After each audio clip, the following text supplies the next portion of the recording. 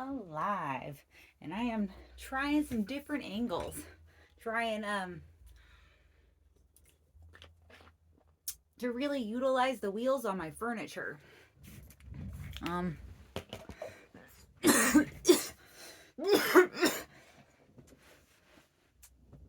Drinking tea down the wrong windpipe. It is not Friday, it's Saturday. But I forgot to change my calendar yesterday, and it does like a Saturday, Sunday on the same day. So I am changing it to Friday now. I have a day with the cute cheese, and then I'll switch the next thing. All right. Oh man, you guys are gonna watch me run late once again. But this is a verbal autobiography. Am I doing this right? The last will and testament of Amy Thompson. Kind of, maybe. I was thinking it might not be my last podcast. I'm like, I guess this is a vlog, but I'm interested in doing a vlog pod, where I interview people from my life, especially comics, or even just like local artists and things. I know I have a lot of creative friends. Basically, all the people in my life have like some sort of interesting hobby, whether it's doing weed or like the urban agriculture, which is the technical term for weed. They were part of they actually are, I think, still part of the CDFA, or they might have their own weed branch now. I've got friends and family into yoga, mixology, or bartending. I have a lot of friends that are comics, some that are also tattoo artists. All the people in my life have great senses of humor. That's why I think it wouldn't be unworthwhile. The thing is, it's like, man, I should see if the possibility of doing some kind of setup. So we have 2 guest rooms in this house. And like never really done any guest of like maybe using one of the guest rooms was like a podcast studio. But the thing is, it is not my house. And I don't know if my brother and sister-in-law got the house down there. Maybe they'll have a room. But I think they have like less rooms down there. But see if maybe it'd be possible to convert one of the spare bedrooms, which no one really uses, into a podcast room. That'd be really, really dope. But again, it is not my house, and I have not even looked at this idea with the people who do own this house, my family, my mom and dad. But one of them used to be kind of like an office studio, and now it's just like another spare bedroom. And honestly, I think comics would feel more comfortable. Comics from out of town would feel more comfortable staying here if maybe I did the podcast here, because my mom's always like, you're gonna let comics from out of town stay here. I'm like, yeah, but they don't really like want to, because it's so much like, it's so like, I don't know, I don't blame them. I'm like not real super duper it would like keen to stay at someone's parents' house, although I totally fucking would, and I totally have. Also, like, most dope when it's like girl slumber party. I had a excellent summer party with the very amazing comic in person, Cat Pignati, who runs the Blarney Stone mic in San Francisco on Mondays. The BS mic, Blarney Stone. That was like one of my favorite, seriously, like nights this year. Just like such a fun dress to kill, because the party got to keep on going. I do love the, like, my lady friends do, not always, but they are like more down to sometimes party after, or like come over and slumber party and stuff. Yeah, because I can see why the guys wouldn't. Nope, yep, that's a scary world for, oh man, that's a scary world for a guy. I definitely realized that when teaching. There was definitely a reason there were 1 to every maybe 12 girls for an early childhood education for males, like 1 to every 12 girls. And that's actually kind of I used to get jealous of the guys that I bet maybe in the same way guys get a little jealous of female comics now. I don't know if it's easier or harder. It's like both. Like to be a male teacher, they were definitely the lesser group.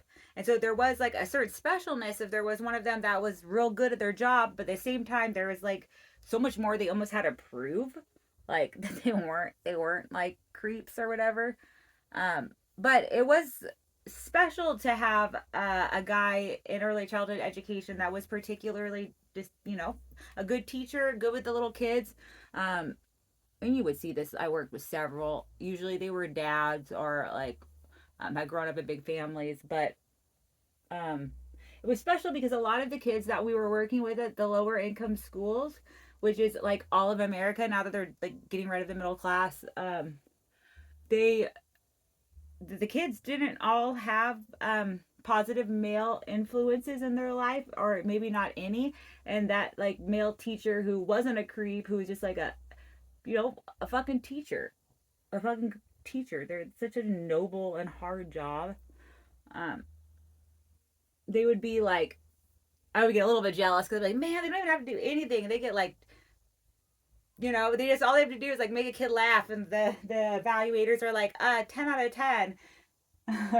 But I get it. It's because it is more needed. But then it would be like for us, they're like, we have 14 other ladies who want this position. Show us what you can do. And Amy, I was never meant to be a teacher. I had a supervisor basically tell me before I'd already graduated college, but I was in the graduate school for being a teacher, and he was just like, I'm going to tell you honestly, I don't see you as being able to do this, which actually then motivated me even more to keep trying to do it.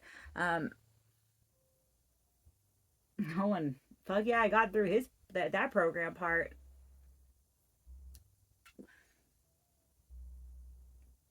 Barely. He actually, that's a lie. He failed me, and I went to the higher ups and got to redo some stuff without him, and then was able to get my teaching credential. Uh, it sounds like I was so scammy and stuff then, but like it wasn't like I knew about comedy or anything. It was like literally I had just spent over 40 grand trying to do this, and you're trying to tell me right now at the end I'm not good enough. Like, nah, man, I'm gonna try still to get through this. Like I hadn't even been like I've been paid for substitute teaching, but I had done so much free like teaching that it was just like I had to. And he wasn't wrong though. Everything he saw was right. I was not meant to be a teacher, but I did need to graduate. Before I realized that myself, I had to graduate the teacher credential thing and try it out for a few years. But that is like when someone tells you you can't do something and you actually can't do it. Damn, dude, does that kind of fuck you up? And that like you keep trying because you're like, well, like it was hard to tell. Like maybe it's just like because it just made me because I would. He clearly was right because I was like trying so hard, like I was working so fucking hard, and like if I still wasn't good enough, then that was it. I've never actually performed, even at my like 99 to 100% bomb streak when I first started comedy was not as for the amount that I was time and things I was putting in as bad as it was for teaching. Um, Although for comedy I do put in a lot more practice and I feel like it shows sometimes. I'm working on, I have a bit that people know about, like, oh, it's the app date. It's like one of my oldest bits about app dating and about dating on apps, bleeding over weird into true crime. And I kind of do like a Dateline NBC thing, like a Keith Morrison narration. And I have worked with what I want that narration to be a few times, like my episode of Dateline. And it has been kicking my ass when I practice it. But I can always do good in the shower or the second time I can. Verbal autobiography, I get to run all the fucking bits I want. So I'm gonna run a bit right now. And this is like, ooh boy, one of my oldies. But here we go. Tonight on Dateline NBC in Sacramento, A comedian's romantic night out turns into a tale that is anything but funny. Or tonight on Dateline NBC. In Sacramento, a comedian's romantic night out. A comedian's search for love ends in a story that is anything but funny. Bits. All right. Hey, so that's something I'm working on for one of those ones. And my mood today is go quick. I don't have time to feel. I gotta be somewhere. And I gotta stop by the gas station, which stressed me the fuck out.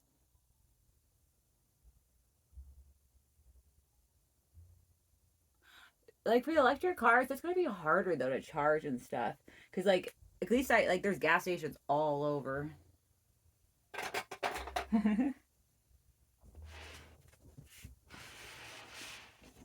I love my rolly furniture. That's so sick. If I did like ever, and I don't know if I ever even see myself as being like the house type. Maybe not alone. I do love to have my own space, but if I had a house that was my own, I probably would let other people live in the rooms or like rent out the rooms. My like dream is to have like a compound or a whole neighborhood just full of like we don't all necessarily have to live together, but we're all like close. Why not? I'll help take care of shit. But at the same time, it's like no pressure because you got like everyone helping to take care of shit. Okie dokie. Let's see where we were at this. We're on this page. Have you ever seen a baby being born? I've been in the room. I've been in the room with a baby being born, and I slept through it. I'd be an excellent husband. Actually, like, well, a few of them have now passed on, so maybe I was asleep, but you're all dead now. No, I'm kidding. I'm sorry, Nana Papa. I'm sorry, Nana Papa. Making fun of me for like, damn, she could sleep through anything because I slept through the birth of my brother. Like I woke up and was like, oh shit, it's here. Hell yeah! But I was like in the room, and my brother was almost, or he was either almost or just at 10 pounds. So I wouldn't think it would have been that quiet of a cannonballing his big old head out, but clearly it was quiet enough for me to sleep through it. Someone just got home, so I gotta help the dog with getting to my mom or whatever family member she's hoping is better than me.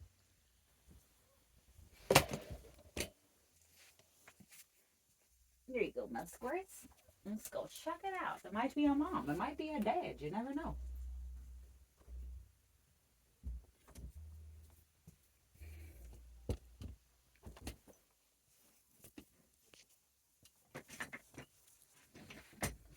Hell yeah. Says, bitch, please. I'm from Sacramento. So I've stepped in shit. All my shoes got shit on them. You don't walk in Sac without stepping in shit.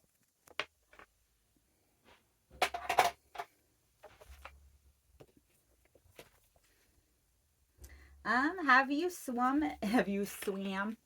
Have you swimmed in the ocean? I have swimmed in the ocean.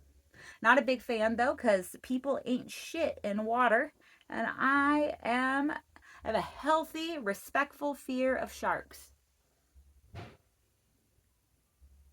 And a complete acknowledgement that people ain't shit in water.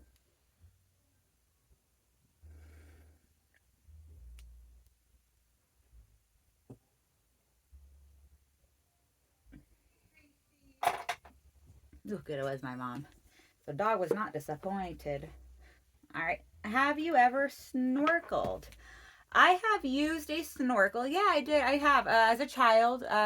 Not a huge fan of it. I do remember me and my brother like we would try and like because we had some snorkels that we would use like whatever, like swimming in the pool and basically just like dumping something down someone else's snorkel when they like dumping more water down it or like just fucking with someone's snorkel. So no wonder I wasn't that into it. Uh, I'm just like we just fuck each other up with it. Or we get like water and spit it out the top. Use it just like as a gun. The snorkel. Use it as a water gun. Man, I will say kids in the pool are fun, but like at that point, Like if kids are around and they're clearly going to be splashing, might as well just have on a swimsuit. Also, kids have so much fun swimming; they don't even care. Like you know when it's always the girls first when they're in like really have left childhood, which is when they stop. They might still look like a kid, but it's when they start stressing about swimming, not because it's like they don't know how to swim, but because the look of being practically naked in a swimsuit is starting to become um, more of a like a hassle than the fun of swimming. That's how I knew I was like at that point. I was like, I loved to swim until I like went through at least mental puberty.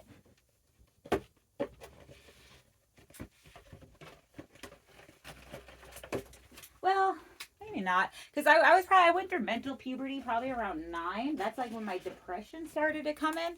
Um, but then physical puberty, probably where it got to where like I started to get just disgusted with myself was um 11, but it was like the cusp of 10, because I remember I we had Rice Krispie treats, and I was like, Mom, can I have a second Rice Krispie treat? And then she was like, yes. And then I was like, Mom, am I fat? And in my mind, I already knew in my mind I was fat.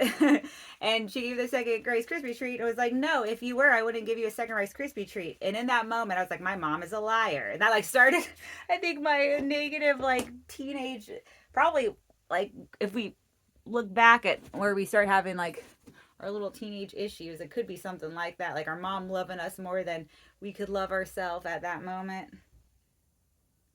I wasn't, I guess, a teenager. I was 10, but I am a girl and I'm super duper mature. So I had bigger tits, I'm pretty sure, in 5th grade than I do now. They just weren't hot. They were baby fat tits. Although in another country, they probably would have taken it as a sign I was ready to be married off, or at least promised.